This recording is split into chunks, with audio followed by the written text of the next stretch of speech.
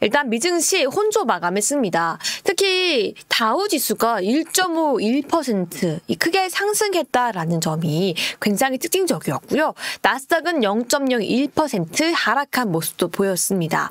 일단 혼조 마감한 미증시에는요, 여러 가지 중요한 내용들이 발표가 됐었는데요.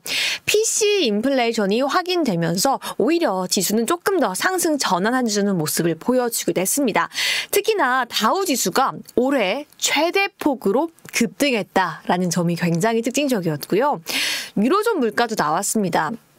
비록 5월 물가는 소폭 반등한 게 확인되긴 했지만요. 시장에서는 6월에 ECB가 금리를 인하를 할 것이라는 기대감은 여전한 점까지 체크가 되었습니다. 여기에 더해서 지난주 금요일 날 예고 드렸던 것처럼 오펙 플러스는 원유에 대해서 감산 기조를 2025년 말까지 연장하겠다라고 결정한 점까지 추가적으로 이제 확인되었습니다. 그럼 머니맵 보면서 함께 살펴보도록 할게요. 전반적으로 초록불이 많은 시장 내에서 이 하락불이 눈에 띄는 곳들이 유독 눈에 띕니다. 바로 엔비디아를 필두로 반도체 종목들이 조금 하락한 점이 눈에 띄고요. 아마존과 테슬라도 하락했습니다.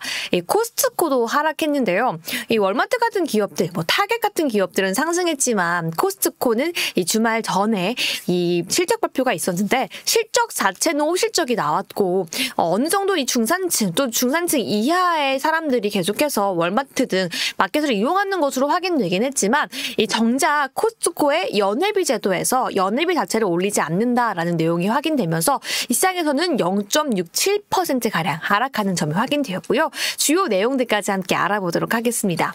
일단 섹터별로 함께 살펴보시죠. 특징적인 게 다시 한번 이 원유 감산 소식이 들려오면서 에너지 관련 sek터 그리고 부동산, 유틸리티까지 큰 폭으로 상승해주는 모습이 확인됐는데요. 반면 테크 섹터는 연일 하락폭을 키워가는 모습이 확인되기도 했었습니다. 에너지 섹터는 상승, 기술 섹터는 하락하는 모습이었습니다. 그러면 주요 이슈 내용들 하나씩 살펴보도록 하겠습니다. 무엇보다도 시청자분들이 가장 기다리기도 했고 또 미증시, 한국증시, 글로벌 증시에 있어서 이번 주에 가장 좀 예의주시했던 게 바로 PC 였죠. 미국의 4월 PCE 지수 결과는요. 예상치에 부합하긴 했지만 시장 전반적으로 해석하기에는 금리 인하로 바로 연결짓고 확신하기에는 조금은 부족한 수치였다라고 이야기를 하고 있습니다. 일단 원유 재고와 함께 같은 날 발표가 되었는데요. 결과 자체는 시장 전망치에 부합했습니다. 3월에 비해서도 둔화되었다라는 결과치가 나왔는데요. 어쨌든 CPI보다 연준이 PCE를 선호하는 이유는 조금 더 지표 자체가 도시 생활자에 집중하고 있고 대체재 등이 현실적으로 더 부합된다라고 이야기하고 있습니다. 이 결과를 통해서는 소폭 진전이 보였다라고 해석을 하고 있고 인플레이션에 대한 우려 역시 소폭 감소하는 모습이 보였습니다. 이에 따라서 바로 패드워치가 어떻게 반영을 했나 확인을 해보니까요. 이 발표 전에 비해서 9월 인하할 것이다 라는 기대감이 한 0.6%가량 상승을 했더라고요. 그래서 지금은 과반수가 넘는 53.9%가량 9월에 처음으로 금리를 인하할 것이다 라고 시장은 기대하고 있긴 한데요. 아직은 큰 폭으로 패드워치 창에서도 진전이 보이지는 않았다라고 말씀드릴 수 있을 것 같고요. 그럼에도 불구하고 시장에서는 올해는 금리 인하를 시작할 것을 기대하고 있다라고 이야기하고 있습니다. 이번 지표를 통해서 시장이 안도하긴 했다라는 점에서 우리가 그래도 긍정적으로 해석해야 할 것 같고요. 결국 시장은 한 달 이상, 한 2개월 정도 금리가 인하하고 인플레이션이 잡혀가는 모습을 조금 확인하고 싶다라는 내용이 강하다라는 걸 확인할 수 있었고요. 결국 시장에서 금리에 대한 확신은 아직 주지 못했지만 그럼에도 불구하고 국채금리가 하락하는 모습이 보여주기도 했습니다. 2년물 0.33% 하락했고요. 10년물은 0.21% 하락하는 모습도 체크가 됐습니다.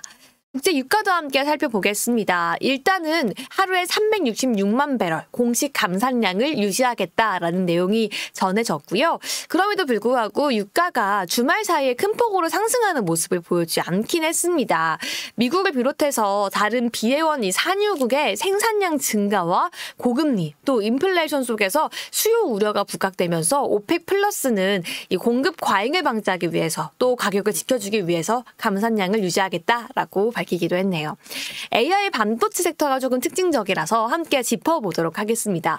무엇보다도 이 하락폭 내용들을 보면 좀 특징적이었습니다. 상승한 종목이 그렇게 많지 않았는데요. 인텔 같은 경우에는 2%대 상승폭을 지켜줬지만 오히려 엔비디아는 연일 하락이었고요.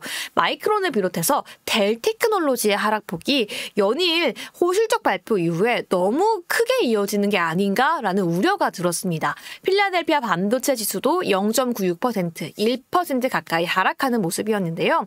다시 한번 금요일에 이어서 또 한번 짚어본다면요. 이 실적에 대해서 조금 실망감을 가졌다라고 해석할 수 있을 것 같습니다.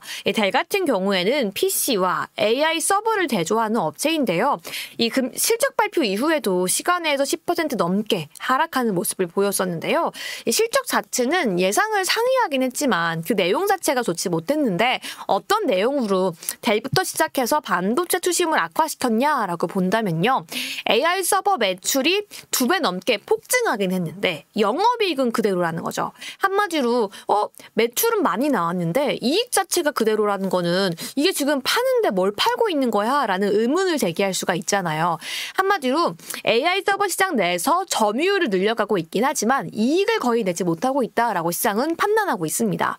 한마디로 AI 서버 시장 경쟁이 과열되면서 관련 업체들이 출혈 경쟁을 벌이는 것이 아니냐라는 의문이 제기되면서 델뿐만 아니라 관련 업체들까지 오히려 투심이 악화되고 주가가 동반 하락하고 있는 거예요. 그래서 경쟁 업체인 슈퍼마이크로 컴퓨터 역시 5.25% 급락하는 모습이 포착되기도 했습니다. 이번엔 M7으로 좀 넘어가 보도록 하겠습니다. 이 마이크로소프트, 애플, 알파벳 이 강보합권에서 마감을 했고요. 엔비디아, 아마존도 1.6% 하락, 메타와 테슬라도 하락하는 모습이었는데요. 일단 엔비디아에 대해 조금 집중해 보도록 하겠습니다.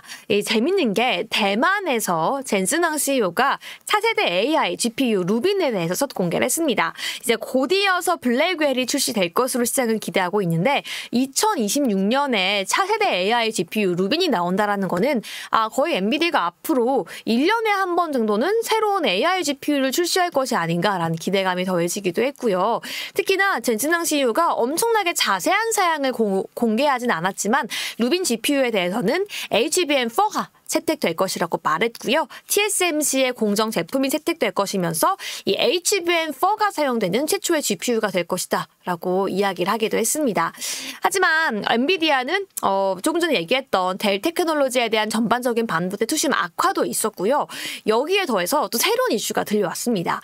바로 구글, 마이크로소프트, 메타, 인텔, AMD, 브로드컴, 시스코, HP 엔터프라이즈 제가 지금 8개의 미국 출신 회사들을 읊어드렸는데요. 이 미국의 8개 회사가 AI 칩 자체 표준을 추진한다라고 밝혔어요. 이미 UA 링크라고 불리면서 3분기, 한마디로 지금은 6월이니까 한 달 뒤인 7월부터 9월 사이에 자체 AI 칩 표준을 발표하겠다라고 계획을 발표한 겁니다.